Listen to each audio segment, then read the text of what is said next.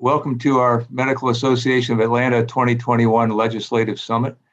I'm Randy Reiser. I'm the president of MAA, and I'd like to begin first by thanking our program team under the leadership of our President-elect Ali Rahimi and our advocacy team led by Carmen Cavalli for their work in planning and producing this event. We're also very grateful to David Waldrop, our executive director, and to Shannon Andrada, our Director of Membership Services, for the administrative support for tonight. I would also like to recognize the leadership of our own Dr. Fonda Mitchell, who as chair of GAMPAC this year has done a spectacular job raising money in what has been a very challenging year for us. But most importantly, I want to thank each one of you for everything you do to advance the health and safety of our community through your own leadership. Your presence at this event means that I don't really have to tell you how important it is for physicians to be actively involved in the legislative process and to advocate for our profession. But I would like to ask you one favor tonight. We need your help recruiting other physicians. Our organization needs more members, especially members like you who are willing to work and willing to get involved.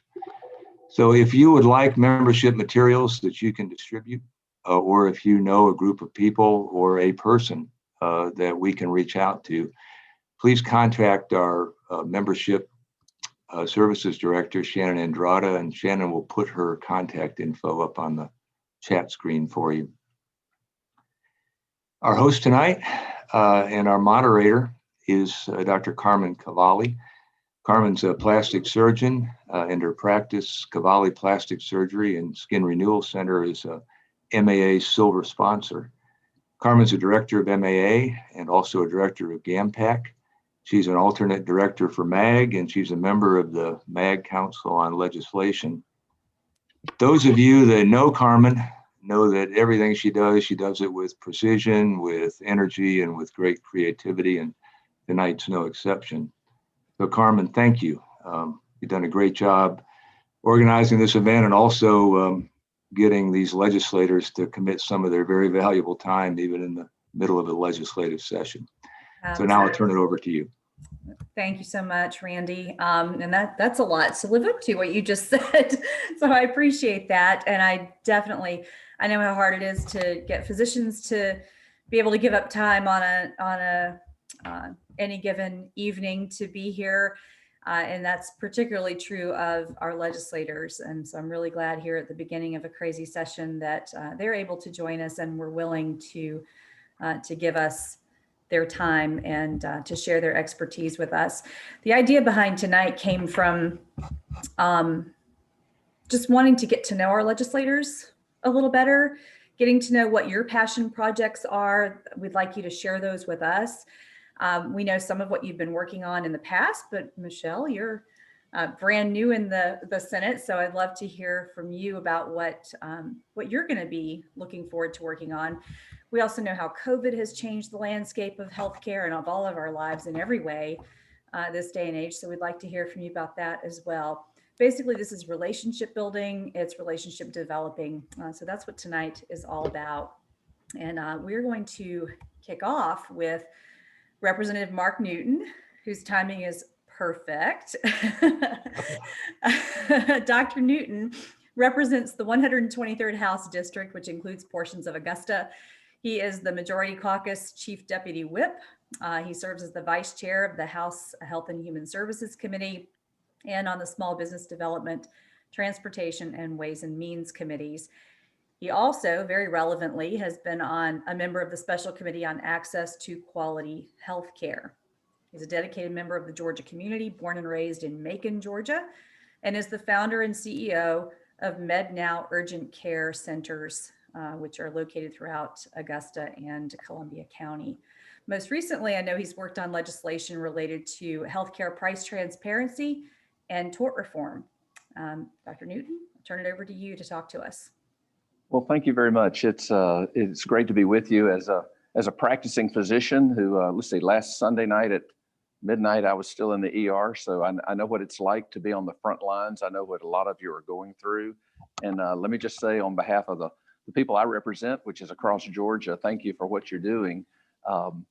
It has not been an easy year by any means, and we all understand that. We appreciate that, and I can tell you, there's a lot of us out there working to see how we can make your lives and your practice and the lives of your patients better. We are approaching a new session here. The Constitution calls for us to start on the second Monday of the year, come hell or high water, or actually ICE a few years ago.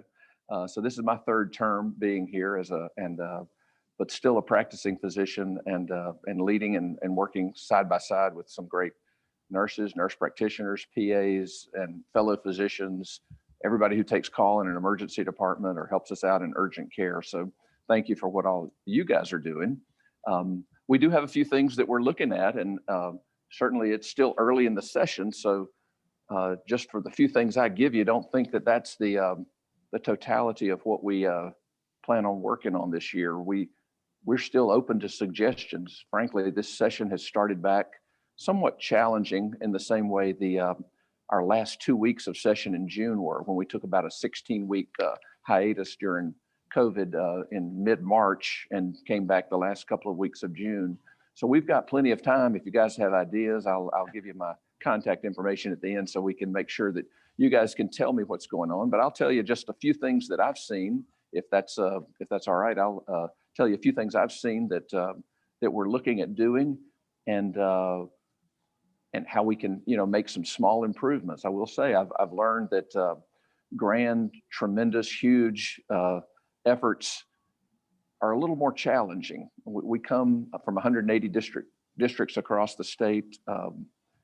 We come from the Senate districts, and we come together and we try to put our heads together. And a lot of times it's small changes in the right direction that make a difference. So I'll tell you about a few small changes I see coming, and then I'm certainly open to any questions. Maternal mortality is something that Georgia has been looking at. I have a son who's an obstetrician down in Camden County now. And so this is something I've looked at, chaired a study committee a couple of years ago. We don't like the fact that Georgia does not have as strong a reputation when it comes to taking care of our mothers as we would like. So we came up with some strong ideas. I will say one of the big things we did that we realized is that of the treatable causes for maternal mortality or morbidity, which of course you and we all know near misses are almost as educational or as important as the ones that the mortality rates that we look at. But we did look to see how can we make a difference. One of the things we did last year was postpartum Medicaid. Typically, it's pretty easy. You can have about 250% of the federal poverty level and get pregnancy Medicaid in Georgia. So I will say all our citizens are pretty generous when it comes to that. It's not, below 100% of the federal poverty level. A lot of people actually drop their premium-based insurance while they're pregnant because Medicaid is pretty widely accepted for pregnancy. It's over 65% of the births in Georgia. And so it's pretty widely accepted.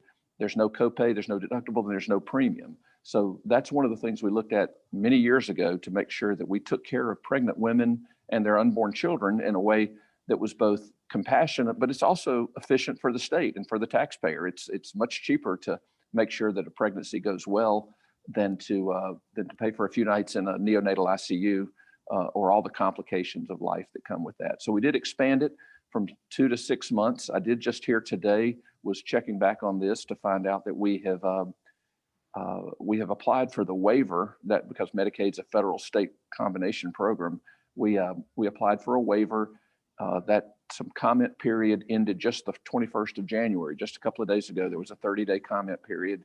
And so one of the good things about it, we expect this to be approved to allow us to go up to 6 months. That'll allow women who are pregnant to do several things. One, it gives them the option to look at some post-delivery contraception. It gives them a chance to look at hypertension and diabetes that may have complicated their pregnancy more than just the 2 months used to.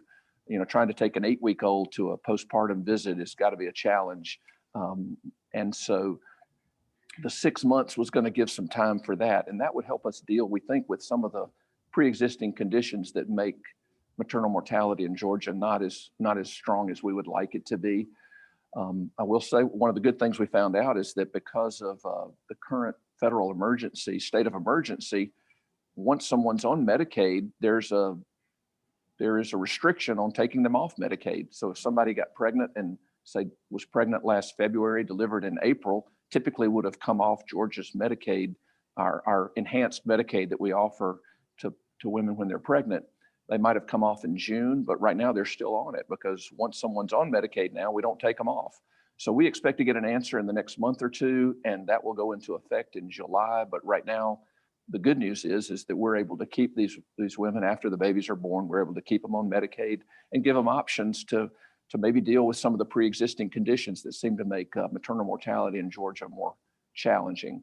So we're looking forward to that. So we think we're going to keep making some plans on maternal mortality. I'll tell you, one of the bills that I've been looking at involves long-acting reversible contraception as well, being able to properly space your children out, giving you all the choices that are available.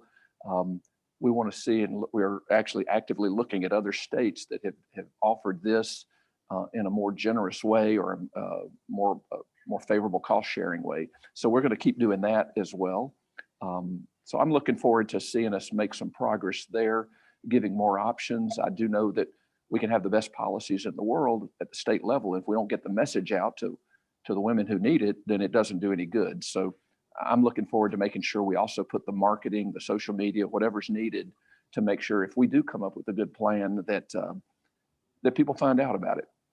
And the people who need it find out about it and are available for it. So that's one thing. We're dealing with maternal mortality.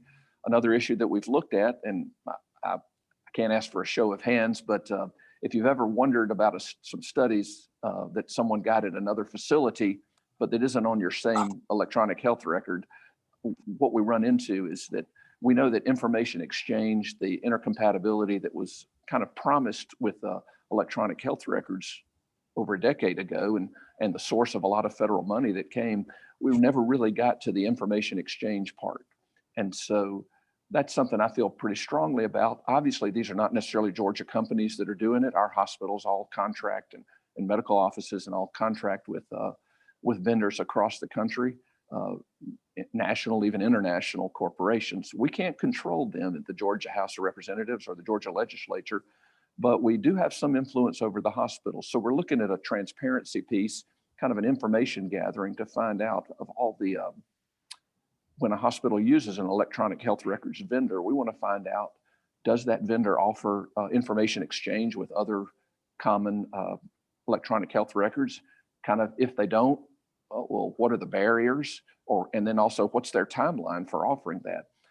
Millions, if not billions of dollars have been spent on electronic health records, and being able to look, I know in my practice in the emergency department, being able to look at an MRI or a CT scan that was done a few nights ago or a week or two ago could save a lot of money, and it could save a patient a lot of radiation or other inconvenience, but it could also expedite a proper diagnosis. And I know that's the case across all the specialties. So electronic health records intercompatibility, we're going to see if we can work with the Georgia Hospital Association and come up with a way. We know hospitals are stressed beyond measure right now. We don't want to add a lot of regulatory burden. That's not what, I'm a Republican, that's not what we normally would want to do. But if we can come up with a way with a minimal effort, we can get information and answers from their vendors, from the people they're paying, like I say, tens of thousands, if not hundreds of thousands of dollars a year for licenses.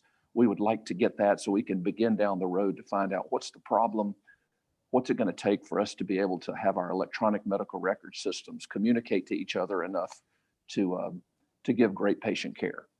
And the third and last thing that I would like to see us work on this year is continuing the fight against opioid misuse and just the horrible problem of addiction. It's gotten even worse during the pandemic as people have been more separated than others. I know we did pass a law 2 years ago, I believe now, regarding low THC cannabis oil and we added a intractable pain as a potential burden or disease state that might be appropriate for that. We've been looking to see, we all know about the PDMP, we all enter or have patient data, we check it pretty regularly before we prescribe on the opioid level. Separately, the state keeps a database of low THC cannabis oil patients who have needed a card for intractable pain. We're looking forward to clearing up some of the research restrictions redacted, de-identified data to where we can look and see, is this something that's actually making a difference? Is it helping people with intractable pain? Is it helping them get off opiates? We think that would be a good thing.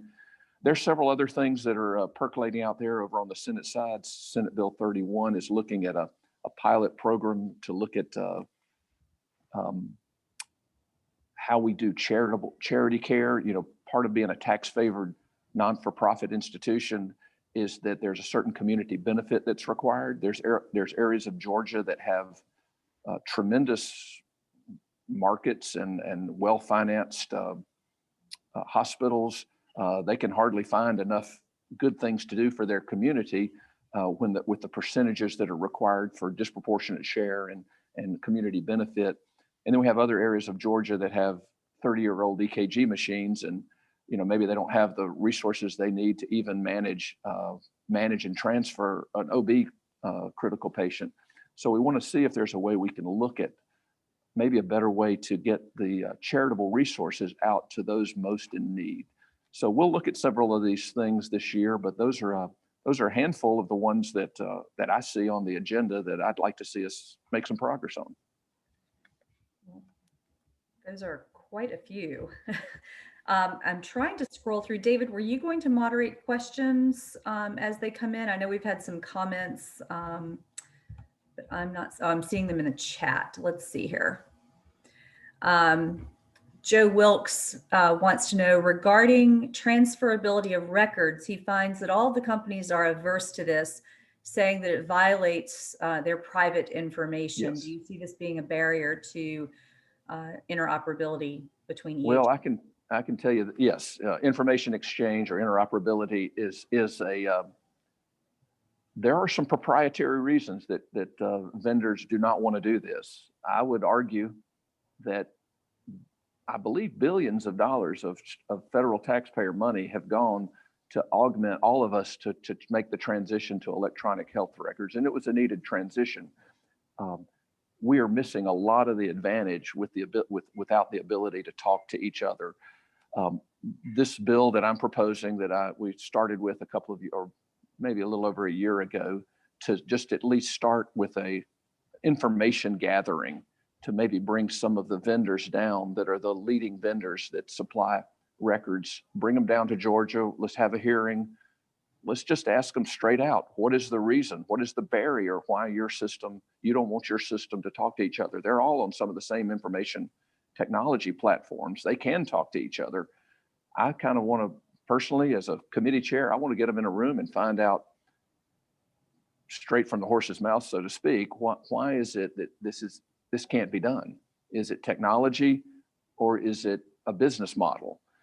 At least that to me, and the way we do a lot of things in Georgia and other places, that's a way we start with things, is to let's find out more clearly what the problem is. I've asked the Department of Community Health if they could just ask this question without legislation, but I've been informed that that's not on their currently approved list of things they can ask. So we want to make that so that we can at least, number one, hear straight from the vendor, the one with the contract that's paying, like I say, tens and hundreds and even millions of dollars a year from different healthcare systems. Let's find out from them what they say their barrier is or what their timeline is. If they have no timeline, well, we'll have to go from there. I'm sure they're waiting to hear who's going to pay them to make the coding changes that have to be made. And I'm sure the hospitals aren't wanting to pay for that, understandably. Dr. Sandra Mass-Reed is asking, what happened to the Georgia EMR cloud that was supposed to take care of this at some point? I believe we've run into the same challenge with that. I'm not as familiar with how far that proposal got in real implementation. There were some basic efforts at doing this that did not really give you all the access you need to previous medical records. And I believe the earlier questioner had mentioned, there may be proprietary or business related reasons for not wanting to make it as accessible as possible. That's something I would have to follow up on a little bit more. Thank you. Well, we are now at 7:21, and we have three legislators still slated to speak. Representative Newton, if you're able to stay with us, we'd love for you to stay on to handle more questions as they come. But I know that you mentioned earlier that you needed to jump on and run. So we very much appreciate you joining us and look forward to working. Well, thank you again for hosting this, and thank you for the work you all do. I'm going to go on to some continuing things that we're working on, and I look forward to hearing from anyone about this, about the issues that you may have. If you don't mind, I'll give them my cell phone number real quick. Yes, please. I'm not sure who all's on the call, but it's 706-799-5664. I would love to hear when you have some ideas. Can't guarantee a 100% response on everything, but we'll certainly look forward to working together. We've got some great people. I have a 7:30 meeting in the morning with a couple of the other physicians in the legislature on the Senate side. So we want to solve the problems that you have taking care of your patients and make Georgia an even better place to take care of patients. So I look forward to working with all of you. Thank you so much. You have a good evening. Thanks. Thank you. And with that, I think it makes sense to have Representative Cooper speak with us next. There were a lot of topics that Dr. Newton brought up related to maternal mortality, maternal fetal health, and I know those are some of your passion projects, Representative Cooper, and I know there are things that you've worked on in the past and recently. But by way of introduction, Representative Sharon Cooper is from District 43 in Georgia. She's the chairman of the House Health and Human Services Committee, born in Houston. We'll kind of ignore that because she's been in Georgia for over 39 years and was married to the late Tom Cooper, Dr. Tom Cooper, for more than 33 years. She's been in the General Assembly since 1996, serving us beautifully. In 2002, she was elected the caucus chairman by the Republican colleagues. In 2004, was elected the majority caucus chairman, making her at that time the highest ranking woman in the Georgia House. In 2007, other committee responsibilities were taking over and she assumed the role of caucus chair emeritus at that time. I've already mentioned she currently chairs the Health and Human Services Committee, which is one of the busiest committees in the House. She was appointed chairman of the Special Committee on Certificate of Need. I know we've got some people very interested in that topic tonight. And Special Committee on Grady Hospital. She's also on the Rules, Judiciary, Non-Civil, and Regulated Industry Committees. I don't know how you have time for all of this. I know in the past, very recently, actually 2019, Representative Cooper has sponsored legislation to improve healthcare in the state of Georgia. That included Margie's Law regarding mammography examiners to notify patients if they have dense breast tissue to help better detect the early signs of breast cancer. She also sponsored a House bill to improve step therapy protocols, a pilot program that provides pre-exposure assistance to people at risk of HIV, and many, many more things. She clearly has a passion for healthcare and is a longtime friend and ally of the House of Medicine. We very much appreciate you joining us. Thank you very much. I'll try to go through my things pretty quickly since there needs to be time for two other legislators. First of all, I want to thank Dr. Reiser for being the doctor of the day today. It's a program near and dear to my heart since my husband started it in 1969.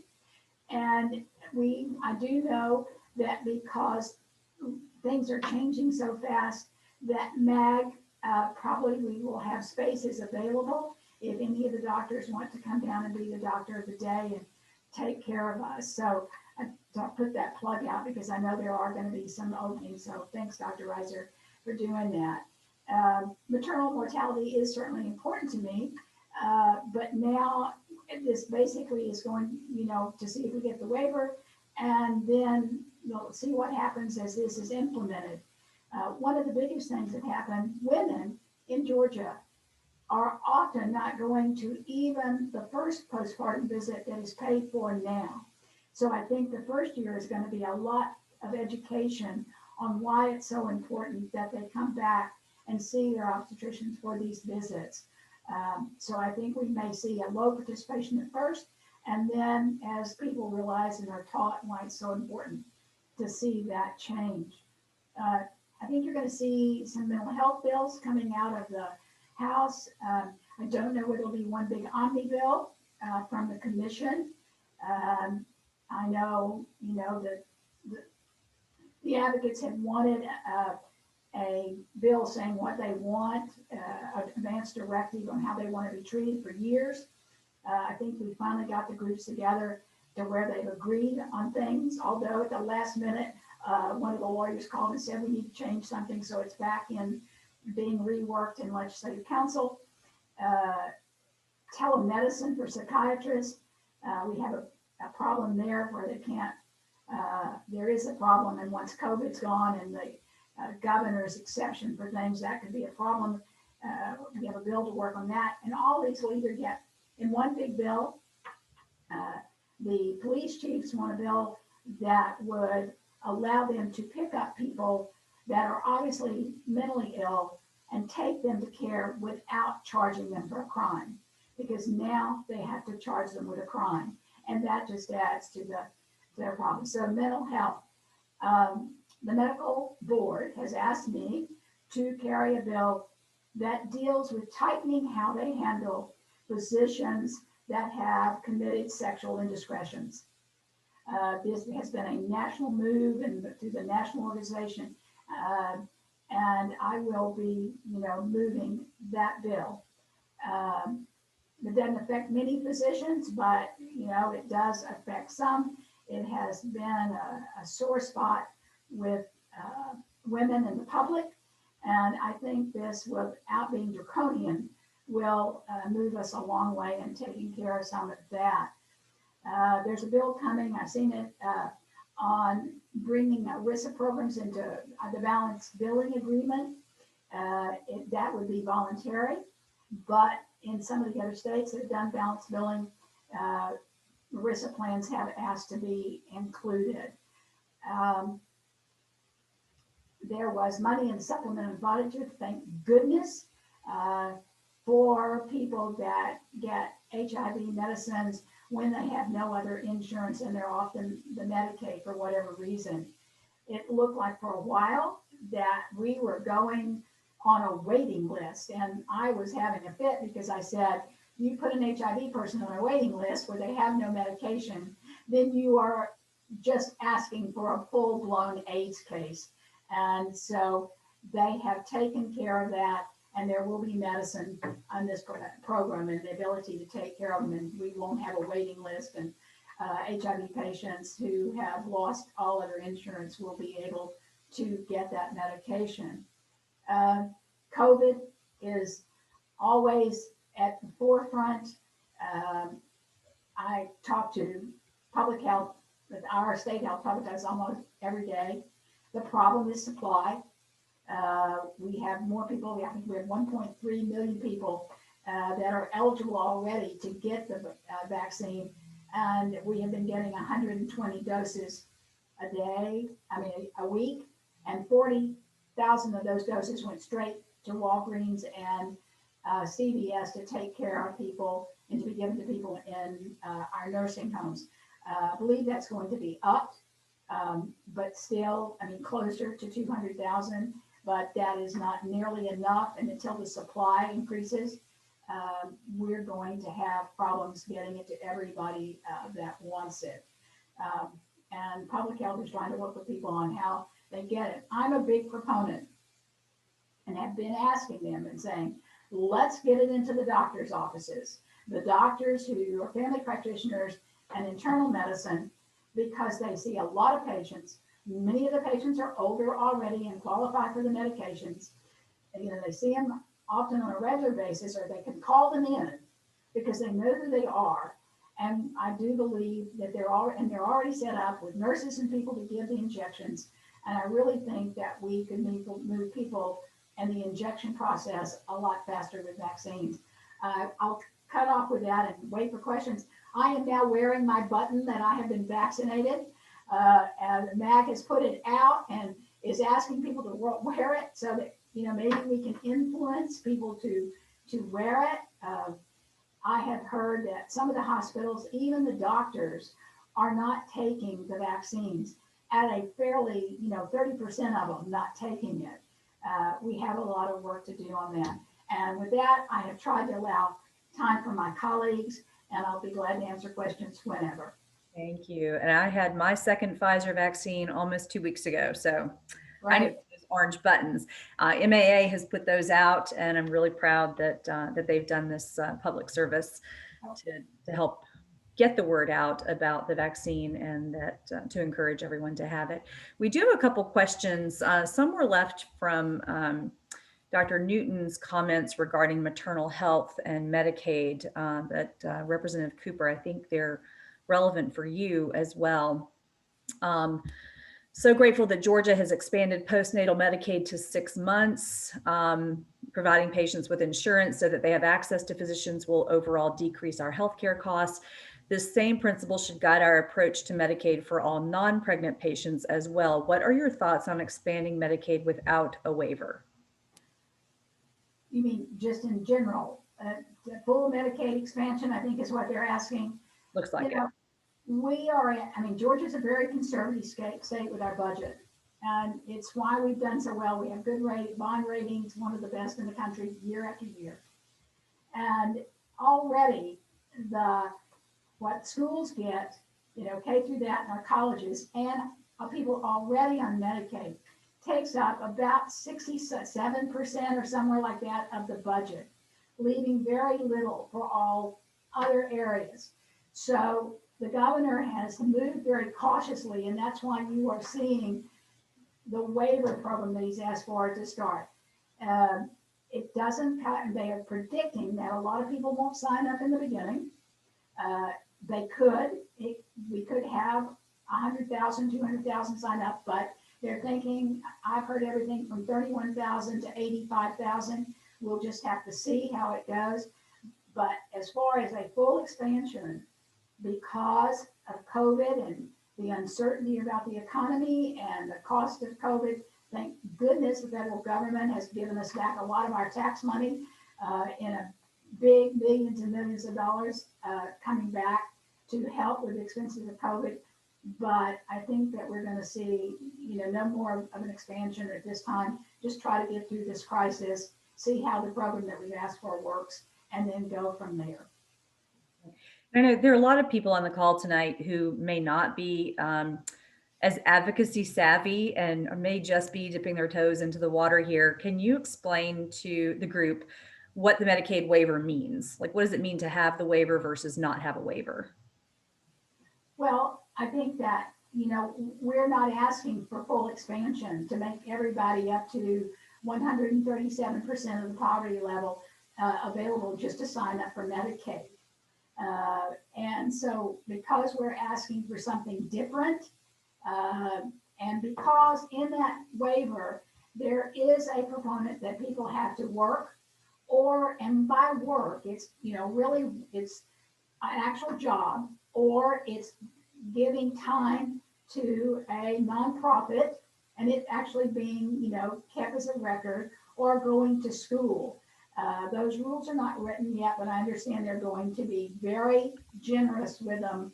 It is just letting people have some, I guess you could use the old term, skin in the game about their health care. And it's just not something that's totally free, but, this is something that you have put some effort into.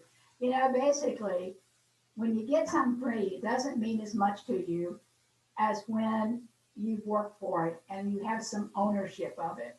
So because of that, we had to go to CMS, the body that oversees the Medicaid implementation on the federal level, and ask them if we could do this program. It's just like when we expanded to 6 months on maternal mortality, you think that'd be a non-giver, but because that was not in our program that we had been going on, and it was, they didn't get 6 months, then we had to go to Medicaid, to CMS, and ask for a waiver for it. So almost anything that we do to the Medicaid program, it takes a waiver. It's of any significance to change. And is that the same thing it would take to expand maternal coverage postpartum up to a year? As opposed, I know we went from 2 months to 6 months. So if we want to go to a year, Is there any appetite for that in the legislative body these days? Is there any way to do that? Here again, it would be a goal for the future. One of the things that, I hear everybody's been saying, oh, we didn't expand it a year, we didn't expand it a year. Well, my feeling is, and I'm pragmatic about this, we didn't have 6 months last year. We have 6 months now. We can see how that works. We can try to make and teach people to teach pregnant mothers or the ones that have delivered to use it. We can see how many people we catch with hypertension and lasting heart problems and other problems. And then with that data, I can come back and say, okay, we've got all these mothers that we're picking up severe heart disease for. They need to be treated for longer than 6 months.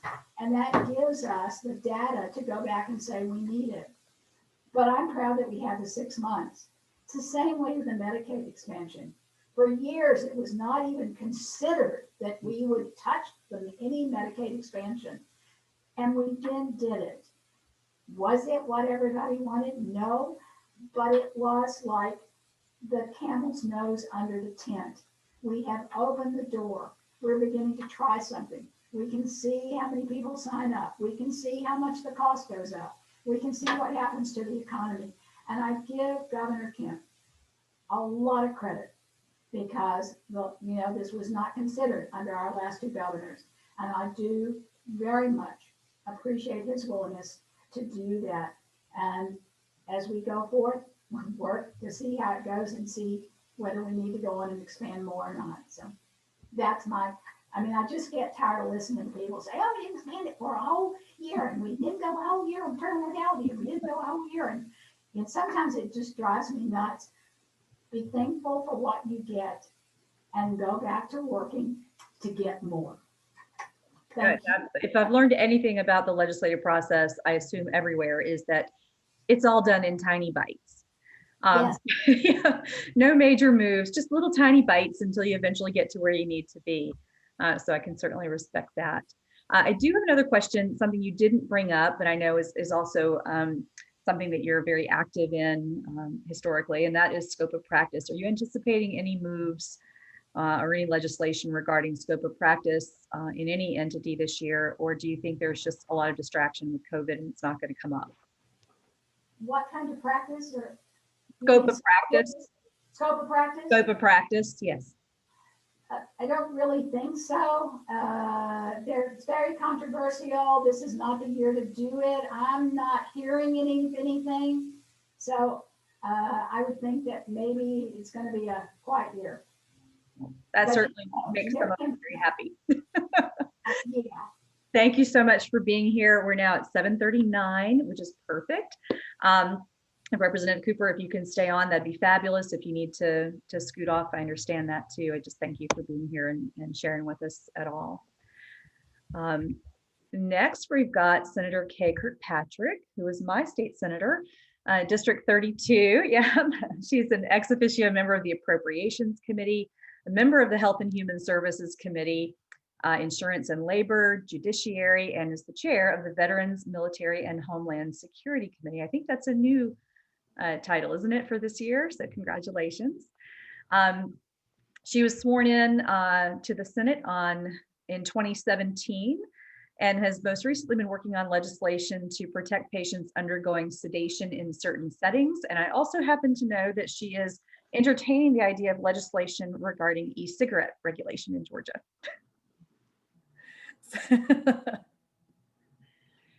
Okay, so yeah, and the reason Carmen knows that is because I've been working with her Girl Scout troop, along with Representative Bonnie Rich on the House side, who's an expert on all things vaping. And so I want to thank you all for what you do every day. And I loved what Randy said at the beginning, that this is about building relationships, because one of the things I learned pretty quickly when I got down to the legislature is that getting things done down there is all about relationships. And that is so important. Good ideas go down there to die many times, but you can be much more effective if you figure out the relationship game. And also, Carmen is right. We move, this is like football. We make 3 yards, 3 yards, 3 yards. You know, you can throw Hail Mary passes all day long, but that is not really what moves the needle. And so there's a sense that we kind of did healthcare the last 2 years. We've passed like 23 bills year before last, 22 bills, healthcare bills this year. We've always got more work to do. And I'm going to talk a little bit about what I'm working on. But there's a sense of urgency down there this year because of COVID. We're being tested twice a week. And we've had a number of members positive. We've probably half the Senate has had COVID at this point. And so there's this lurking fear that we will have to go home early this year and break for some period of time like we did last year. And that was, nobody wants that, but people are really trying to keep things moving. And that is why the budget, the amended budget, which is usually farther along in the session, is already out of the House and it's in the Senate now. We have appropriations subcommittee meetings. I've got one at 6:30 tomorrow morning. Thanks a lot, Dr. Watson. And then another one at 1 o'clock tomorrow. And so by tomorrow afternoon, the reports are due, I think, Monday. And so I think we'll be passing an amended budget next week. And I've been spending my week trying to get DPH out of the ditch from a funding standpoint. And they have a lot of things that they need to be doing. And anyway, it's a long story. We can talk more about that if anybody wants to hear more on that. But the other thing that's related to COVID is we passed COVID liability immunity last year. And that was super important for doctors and hospitals and small businesses because it basically makes it difficult to sue someone who's saying they got COVID in your office, for example, if you're following reasonable precautions, if you're doing what you're supposed to do. If you're ignoring all the guidelines, then yes, you can still get sued. But there's talk about extending that this session. It wasn't an easy thing to pass, so I don't know what will happen with that. I've got 2 bills in the Health Committee on the Senate side next week. One of them Carmen mentioned, and that is, I was trying to tackle Medi-Spas, and it ended up being very complicated because we had a couple people die in my district who were having big plastics procedures in not appropriate circumstances without proper monitoring and so on. And one of them ended up in a $60 million malpractice verdict. Wow. And These are non-plastic surgeons, though. I'm sorry to interrupt you. Just want to be clear. Plastic surgery performed by non-plastic surgeons. Exactly. But all the mainstream people who do outpatient sedation are for this because it's a patient safety issue. And all the bill is going to say, well, it's not quite this simple, but if you're going to do outpatient sedation, if you're a doctor, a dentist, whoever you are, you got to follow the rules of medical board or the dental board. And it's that simple. So because the board they don't find out about this stuff until after the fact. And by then somebody has already been harmed. So that's that bill. It passed the Senate last year. It didn't quite get through the House because we ran out of days because of COVID, but I think it'll pass this year. And then I've also got one that's in committee next week on patient brokering in the substance use and mental health industry. Florida passed some, it's an anti-kickback type of a thing. It's pretty narrow, but they passed some legislation in Florida and a lot of bad actors headed up to Georgia in the sober housing industry. And it's payment for referrals, you know? And so this makes it very clear that you can't do that. And it also covers illegal unbundling of drug testing because people in recovery get drug tested every week, especially if they're in the criminal justice system. And those tests, if they're unbundled, are really expensive compared to just ordering a panel. And so there are some people who've gone to jail over that in some other states. So, but what I really want to talk to you about is the bill that I'm really happy about this year, and I'm working on prior authorization.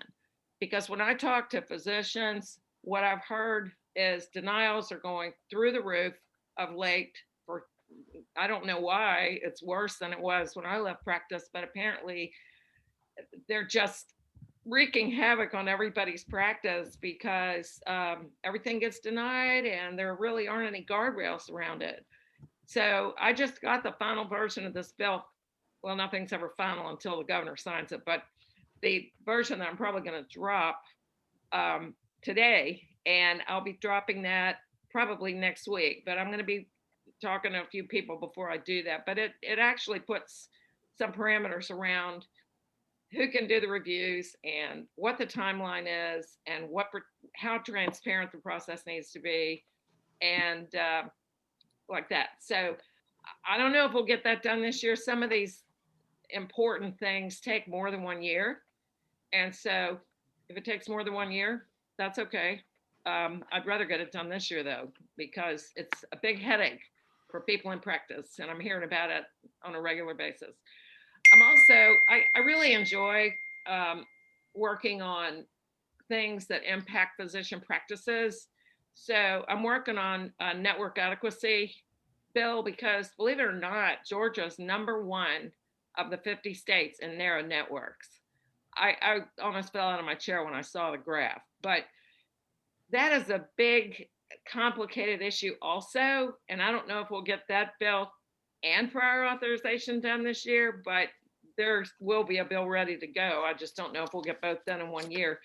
And then there are a couple other interesting things that I'm hearing about. I'm hearing about online vision testing as a potential bill that's been dropped on the House side. And then there's a surgical smoke bill that's been dropped on the Senate side, which I can give more details about if anybody cares about that issue. But you never know what's going to pop up down there. And the way our process works is each bill has to pass both chambers. And so I can get stuff out of the Senate usually because, you know, after a while, you develop credibility and people will help you get things done. But on the House side, for me, that's a Wild West. And so I've got friends over there. And so hopefully we'll get some of the stuff done on the House side too, but it's different in both chambers. And so we have to, that's what I meant about relationships. You have to have people want to help you get stuff done on both sides. So that said, this is not my dream job. There's a lot of downside to this job, but it is pretty satisfying when you can get something done to help patients and doctors. That's why I'm there. So happy to answer any questions. Thank you so much. I'm trying to see if we have any, I've been looking back and forth between the chat and the Q&A because some questions are being put in both places. And one question that I found a little too late was from Dr. Edward Lane asking, are we an advocate in Washington for getting the vaccines into doctors' offices? How can we vaccinate our patients if we allow the state and federal government to bypass the patient management system that we have built over the past 50 years or so? Well, I'll speak to that. I mean, the feds are allocating the vaccine to the states. So we're going to get whatever they give us. And that is largely out of our control. How we distribute the vaccine within the state is in the state's control. And we are giving it to private physicians' offices and hospitals and pharmacies. And I mean, the idea is to get the vaccine in as many arms as possible. So it's not all the health departments. It's not all mass vaccination sites. And so there's paperwork you have to do if you want to give the vaccine. And you guys should have been getting emails from DPH about how to do that and from MAG and from MAA. So if anybody has any questions about that, please let us know. But there's no barriers that I know of for people applying to get approved to give the vaccine. It's just the supply. If you do the math, and we've got, 2 million people that are in 1A, which is the phase we're in now, it's not going to happen in a couple of weeks. And we're getting, I think 120,000 doses And now we just found out we're going to get 16 more thousand doses every week. And so that will help. And plus the nursing homes are pretty much done.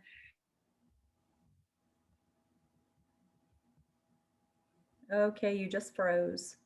And so the pace should start to pick up. But part of the problem is, you know, the data management, the software that DPH is working with needs a lot of help. And that is part of what we're trying to get them some money to fix, because that is a big problem that they have. They also are all working like dogs over there, and Dr. Toomey is great, but she doesn't have a deep bench as far as people to help her at a high level. And so that's one of the other things that we're working on in the budget. So there are a lot of people working on this. Okay, then there's money in the supplemental budget that we just passed out today and sent over to y'all to get a new system for reporting vaccines and everything. So the money is in that supplemental budget, and so it's over to y'all. Got it. Hopefully, Is this a new? okay, or put more money in. Is this a new grits system, or is this a new just? Yeah, I think it's a new grits. My understanding is starting a new grits program. They want to replace the grid system, which was the homegrown system that is super old. And, you know, they're working with some vendors, but it turns out they're probably going to be able to get what they need in the budget this year from that standpoint. That's my prediction. But, you know, it's a process. It goes back and forth, but I think that'll be done within the next probably week or two for sure. Makes sense. Shifting gears back to prior approvals, we have a comment from Dr. Goldman who says he's frustrated. He didn't actually say that, but I know him and I think he is. He says that his prior approvals are on many meds, including ones that should not be. And I mean, I know that even a lot of generic medications are requiring prior authorizations these days, which is absolutely insane. Is that something that your bill would be addressing? A pharmacy is certainly a big part of what's in the bill, but it's actually quite a bit broader than that. And one of the things that I always hated when I was in practice as a surgeon was that every pre-authorization that would come back would say, this is not a guarantee of payment. So I'm like, well, why did I just have my staff sit on the phone for an hour then? And so there's this covers that disclaimer language and says, no, you approve it, you're going to pay. So anyway, I can send you all the bill to look at. Since I haven't dropped it yet, I don't have a bill number, but I've got it out for review by Meg right now. And so stay tuned on that one. But I'll get you a summary of it as soon as it's available. Very excited about that. I think those are the questions for this session. And Michelle, I don't want you to feel like you have to rush. It is 7:54, but we do not have a hard stop. And we really want to I want to hear what you have to say. So I'm going to introduce Dr. Au, if I can get up to here, who has just assumed office on January 11th of this year. Her current term goes through 2023. She's a brand new senator from District 48 in Georgia. She has a bachelor's degree from Wellesley. Her MD is from Columbia University College of Physicians and Surgeons in 2003, and I feel really old right now. And a master's degree in public health from Columbia in 2018. She is an anesthesiologist and an equity partner at physician specialist in anesthesia at Emory St. Joe's. And I also happen to know that she's an avid blogger. I'm not sure if you still have that going, but that's something that she started back in medical school, and I know has a lot of followers related to that. And thank you so much for being with us today. And Dr. Kirkpatrick, I didn't thank you for being here, but we very much appreciate your time.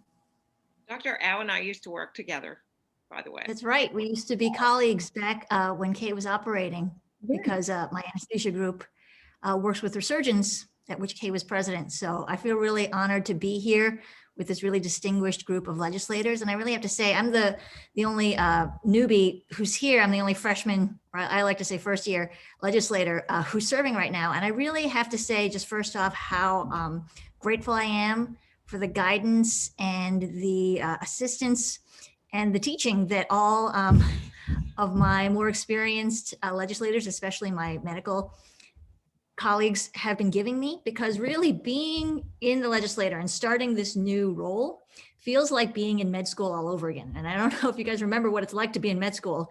I think I sort of forgot, but now I'm being reminded that it's not just that you're trying to learn how to be a doctor, right? You're also just trying to learn, like, how do you do this? Where's the bathroom? How does everything work? So there's a lot of time that I'm spending just trying to not even just talk, but just be quiet and see how it works, see how the relationships work, much like Dr. Kirkpatrick mentioned, and just how the legislature functions, because I don't think that you can be an effective legislator without understanding the mechanics of the place, and every place has its own culture. So it's really an interesting experience for me. And I also just want to say, especially because you had mentioned where I work with physician specialist anesthesia, how grateful I am to my practice. I am a practicing anesthesiologist. I still take care of patients. How grateful I am to them for accommodating my sort of crazy, pivot to do this.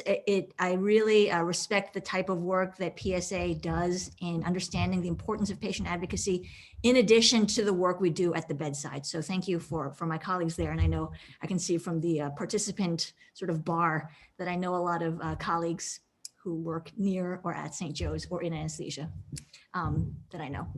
So, like I said, I'm new, so I'm doing a lot of learning. So a lot of people ask me what my goals are this first year.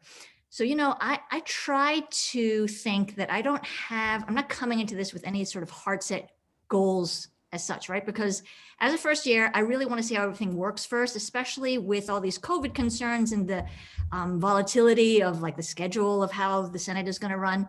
I just want to see what it's going to take for me to do exactly the type of things that I want to do. I also suspect it may be a little bit more complicated to achieve some of my objectives than it might seem from the outside, particularly as a member of the minority party, and I understand how that works. The one good thing about being a medical professional, I'm just going to talk more broadly and not so specifically about bills, is that what you understand as a medical professional is that you can work with many, many colleagues, right? And the thing that we are good at as physicians and as medical professionals is that we are accustomed, in fact, it's ingrained in us, to tackle very broad and complex issues as a team and break them down and to solve them sort of as a matter of second nature. So even in the OR, let's say when I'm working with surgeons or colleagues that I don't necessarily agree with on every issue, we know that at base, regardless of which side of the table we're standing on, that our goals are the same. And I view that, this is how I view us approaching the legislature, because obviously many of my focuses and goals in running for office are related to patient protections, medicine, access to healthcare, public health, is that our goals are the same. We want to provide the best care possible for all our patients and all the people who live in Georgia. So coming at it from that point of view, it makes it more collegial and more collaborative and less partisan in a way. So that's my hope, and I really have gotten a good feeling from starting the legislature that that's what we'll be able to achieve. So just a few legislative priorities that I have to start is one thing, like many of my colleagues have mentioned, is I really want to focus on our state level COVID response. Obviously, we understand that this pandemic is not really in great control now, and we are one of the states in which this new, more infectious B.1.17 variant has been detected, and we are a little bit slower than some states in rolling out our vaccine, even though we have been doing much better in recent weeks. So obviously, we know that the three key choke points in getting this vaccine out are: one, the number of doses of vaccine. That's very clear that we need more vaccine, period. That's the main problem. Second problem is, even of the vaccine that we haven't received, there are bottlenecks in deploying the vaccine. And we have seen these issues in terms of DPH resources and funding. The manpower issue is a big issue that our DPH colleagues have mentioned time and time again.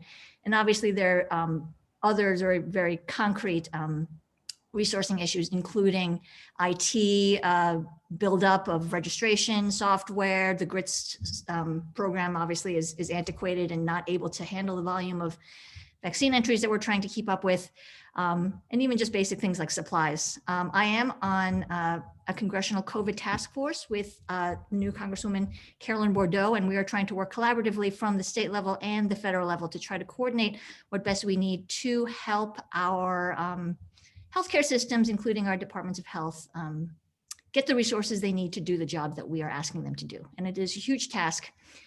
I am confident that we're going to get there, but I do field a lot of inquiries from constituents with a lot of anxiety about how to get the vaccine, especially since 1A plus has expanded to the point where we really have much more demand than supply. So the second legislative priority I have is beyond COVID, but sort of related. It goes hand in hand with some of what I've been talking about, which is improving healthcare access, right? Now, I'm going to disagree a little bit with some of my colleagues on this call in a very collaborative way, because I think we're all trying to work on the same thing. And I'm just going to note that Georgia is one of only 12 states in the nation who have still refused to expand Medicaid under the provisions of the ACA. And as such, we came into this pandemic as a sicker state with a much higher percentage of uninsured people and unable to access a number of the resources that other state public health departments and rural health services can avail themselves of. So what I would like to see, especially given that we have all these budget constraints, is full Medicaid expansion. What I think this would allow us to do is, first of all, in terms of fiscal propriety, allow the federal tax dollars that we've already paid to come back to our state. This is money that is due back to us to help cover 500,000 or more Georgians who are currently uninsured. And especially in this moment when every bit of help we can get is critical, I don't think that we should allow ideology to hamper our ability to help more people. I'm also hoping that I can work with all of my Republican colleagues on the fiscal prudence of expanding Medicaid in order to serve the goals that we share. I want to kind of keep it short because it is sort of at the end. I want to respect people's time. And again, I'm new, so I really am in the mindset, and this is the advice that Dr. Kirkpatrick has also given me, and I really am thankful for her for taking me under her wing in this way, to do more listening than talking. So I'm open to questions from people, and if people want to mention any concerns that they've heard from their patients or their communities that they would like me to address. I cover a district, it's District 48, which covers a wide swath of North Fulton and Gwinnett counties. I live in Johns Creek personally, but I have a big district that's a weird shape like all districts are. So I just want to be open to questions and hear what people have to say. Thank you so much, and I appreciate all my colleagues for being here. Thank you. And we do have a question to any or all. What healthcare policy bills, this is from Dr. LaCroix, what healthcare policy bills do you believe have bipartisan appeal or potential? I'll just mention one bill that I'm working on that I should get a draft of by tomorrow. This is the first bill that I've personally tried to be crafting, as opposed to sort of bills that the Democratic caucus has been working on in our off period. My one bill has to do with, I don't know what you would call it, but it's sort of like retroactive denial of emergency care. And I'll just try to explain as briefly as I can. This subject came to the fore in the lay press probably about 2-ish years ago, of patients who come to the ER for what seemed like very prudent layperson concerns. For example, someone with crushing chest pain would go into the ER, get a full workup as they do, you know, go to the cath lab, troponins drawn, everything. And then subsequent to that, the insurance company, specifically Anthem and Blue Cross Blue Shield, will deny these claims because they determine that these claims or the patient's reasons for presenting to the ER are not sufficiently emergent, even if they have met the prudent layperson standard that is dictated under their own sort of guidelines. Insurance companies do tend to be rather opaque in their reasons for denials. And I think this is something that we've all seen. And this is actually a suit that the Medical Association of Georgia and some of the ER societies are fighting on this point, because they don't give a great reason for these patient denials. And actually, if you examine them, they do meet this prudent layperson standard.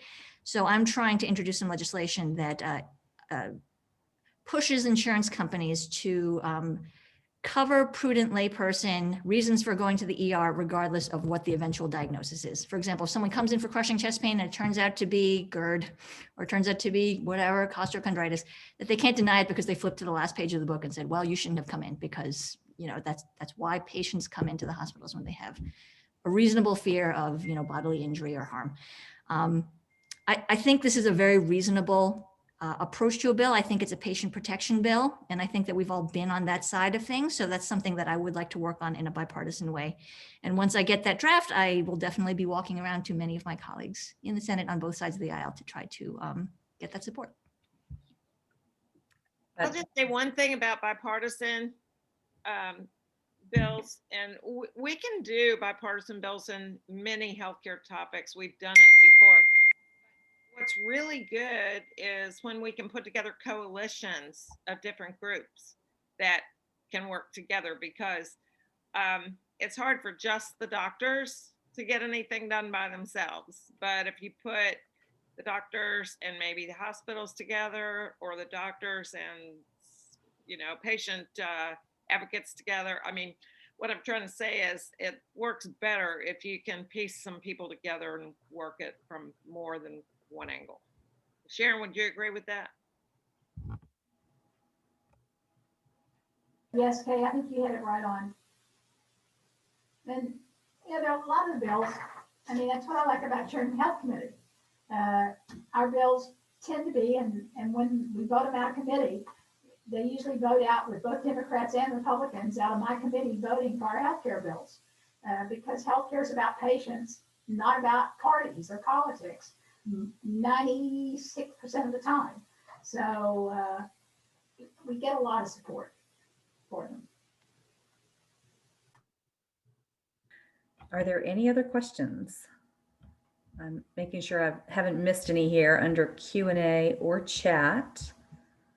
And I don't think I have, and I am so proud of us. It is 8:08 and we have stolen enough time from everyone. I cannot even tell you how happy I am that you all took time to be here tonight to share with us. And we are definitely looking forward to being part of coalitions to work together in the future.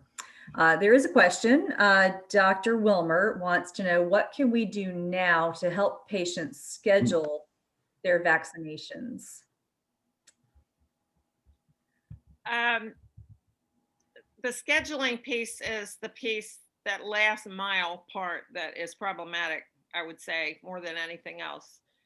And, you know, people are calling me all the time, and I'm walking them through what all the options are. There's a vaccine locator on the DPH website. And now the pharmacies, the big retail pharmacies, are getting vaccine. So more avenues are opening up, and there will be even more over time. But right now it's still very difficult.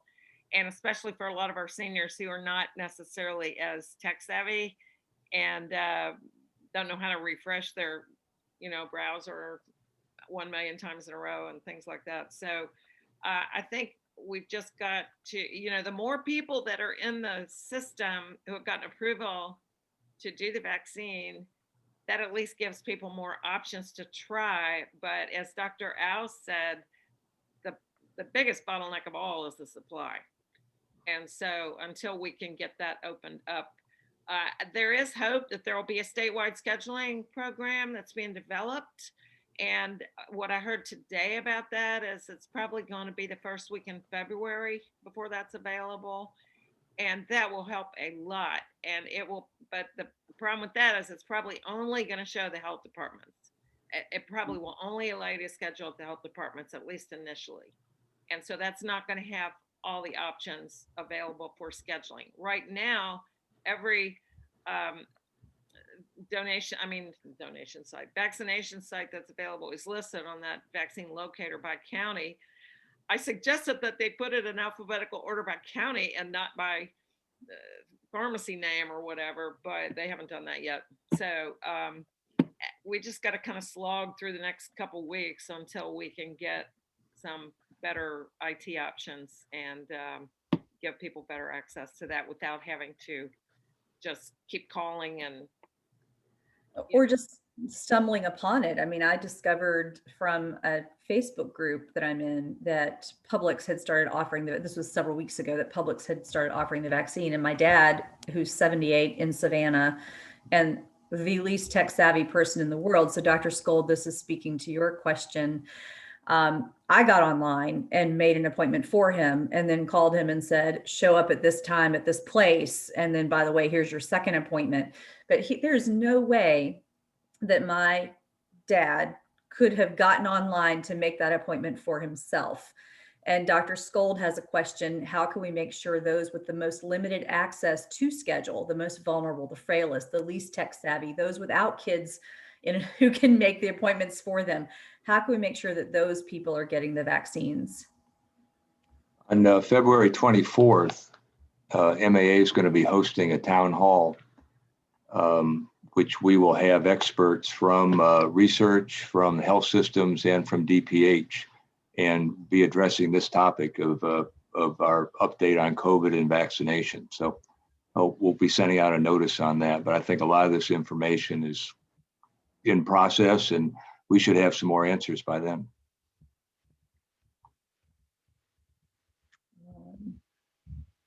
And I think that Dr. Skold says she's vaccinating at Kaiser. Her sickest, frailest palliative patients are having the hardest time, I guess, finding out that the vaccine's available and getting transportation. Dr. Sajati, I hope I pronounced that correctly, says, what about a mass vaccination movement in an outdoor facility similar to voting, or like the church in London is doing? Isn't that sort of what we're doing at the Mercedes-Benz Stadium right now? We're doing that at Jim Miller Park. We're doing it at Mercedes. And I heard a rumor today that I think is true, that there are going to be some more mass vaccination sites around the state that are going to be popping up. And God bless the National Guard. They just get nailed for everything in the last year. And they'll probably be helping with that. The Medical Reserve Corps, which Randy can tell you more about, that's a great avenue to volunteer. You do have to do some online courses. It's not it's not complicated. It's just irritating more than anything. But then they need medical volunteers, not just doctors, but anybody medical.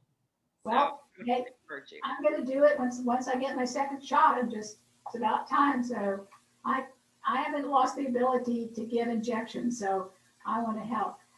One of the problems that we are having with the more vulnerable and our populations in that category are African Americans and our Hispanics. And one of the problems we're having, and especially in rural areas, they are hesitant or refusing to take the injections. I mean, it is a major problem.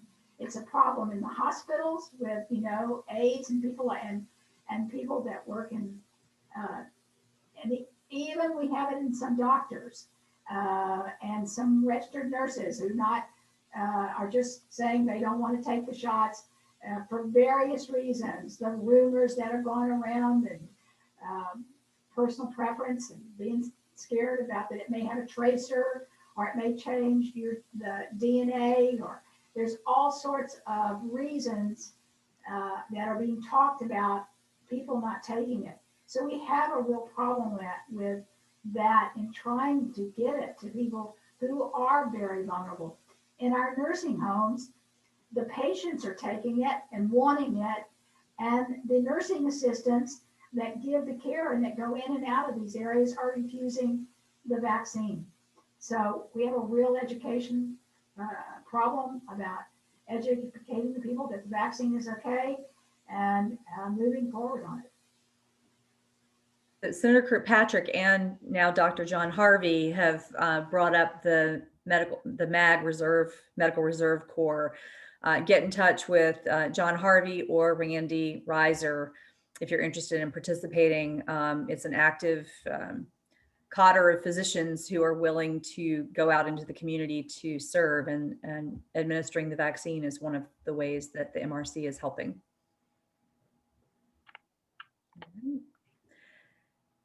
Anything else? I think we've done. You can, for the MRC, contact Fred Jones, fjones@mag.org. And I'm sure if you go to the MAG website, you can also find information about the MRC and get yourself signed up there. Thank you all for being with us tonight. Look forward to a safe and healthy session for all of you legislators, and safety for all of our physicians and patients as well. Everyone have a good evening. Thank you. Thank you, Dr. Cavalli.